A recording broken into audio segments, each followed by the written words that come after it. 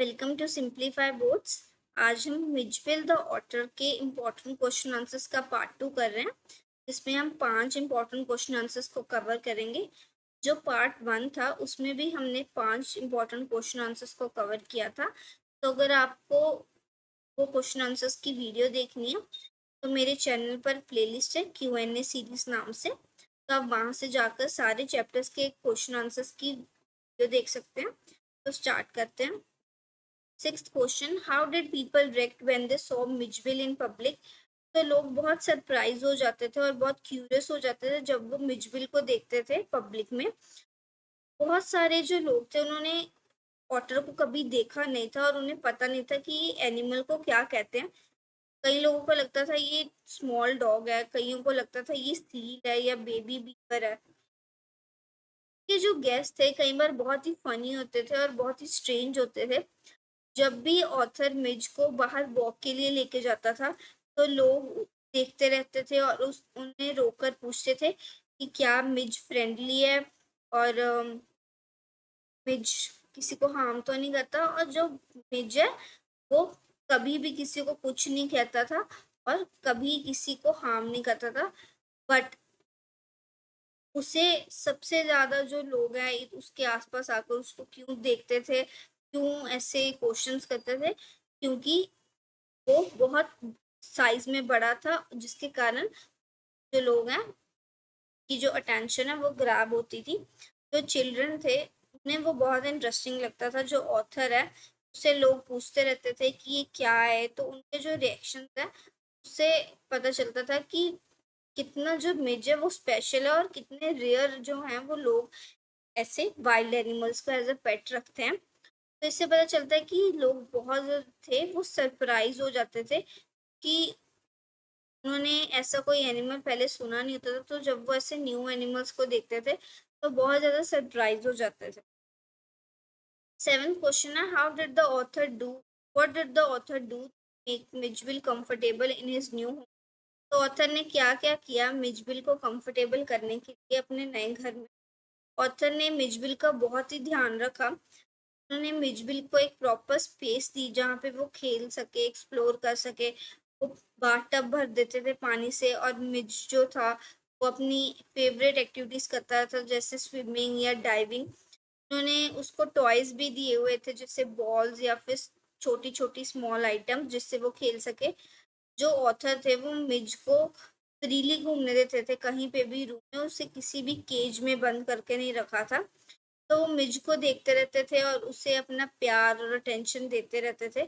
Author जो थे वो समझ चुके थे कि मिज चाहे एक वाइल्ड एनिमल है बट उसे थोड़ा टाइम लगेगा एडजस्ट होने के लिए। और पेशेंटली और काइंड रहकर जो मिज था वो बहुत कंफर्टेबल हो गया था उनके घर में। तो मिज था उसने ऑथर को ट्रस्ट करना शुरू कर दिया था और बहुत ही खुश रहता था वो उनके साथ। तो ये जो केयर और अंडरस्टैंडिंग थी इससे बहुत ही स्ट्रॉन्ग बॉन्ड बन गया था दोनों के बीच में। Question 8, what difficulties did the author face while travelling with Mijbil. तो ऑथर ने बहुत सारी डिफिकल्टीज फेस की थी जब वो मिचबिल के साथ ट्रैवल कर रहे थे। उन्हें बहुत ही स्ट्रिक्ट एयरलाइन रूल्स को फॉलो करना पड़ा था, जिसमें उनको कहा गया था कि वो मिचबिल को सिर्फ एक बॉक्स में लेके जा सकते हैं। तो जब पहले उन्होंने मिचबिल को बॉक्स में डाला तो वो बहुत ही स्केयर्ड हो गया, वो बहुत डर गया।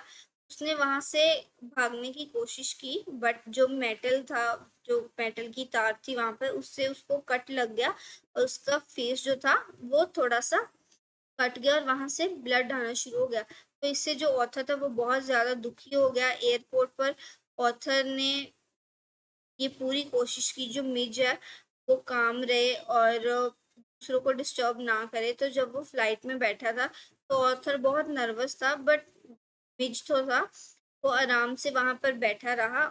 जो लोग जो जितने भी लोग वहां बैठे थे वो बहुत ज्यादा शॉक्ड हो गए थे ऑटर को देखकर। बट जो एयर होस्टेस थी और जो पैसेंजर्स थे वो काइंड थे और उन्होंने कुछ कहा नहीं। अब वाइल्ड एनिमल को कंट्री टू कंट्री कैरी करना एक इजी चीज नहीं है, बट ऑथर ने बहुत ही प्यार से और बहुत ही केयरफुली ये चीज को कैरी किया। इससे ये पता चलता है कि जो पेट्स के साथ ट्रेवल करना बहुत चैलेंजिंग होता है। बट अगर प्यार से और केयर से किया जाए तो सब कुछ ठीक रहता है। Question 9, how did the air hostess help the author on the plane?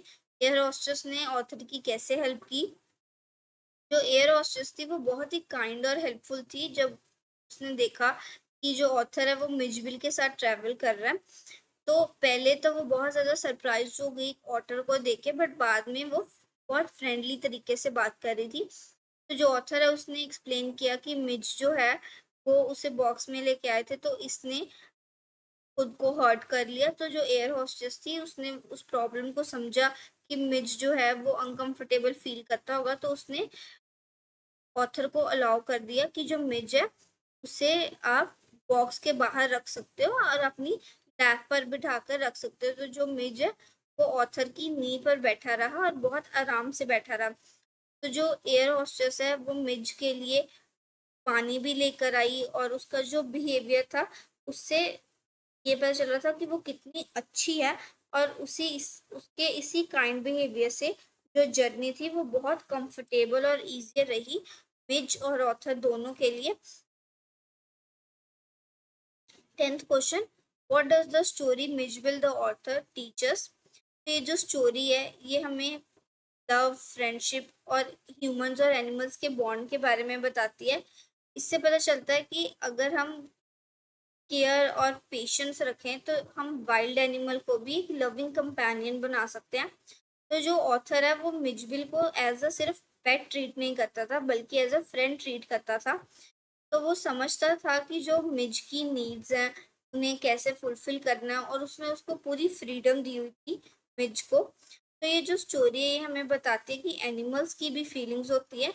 उसे अगर हम उनके ऊपर रिस्ट्रिक्शंस लगा दें तो उन्हें बहुत बुरा लगेगा।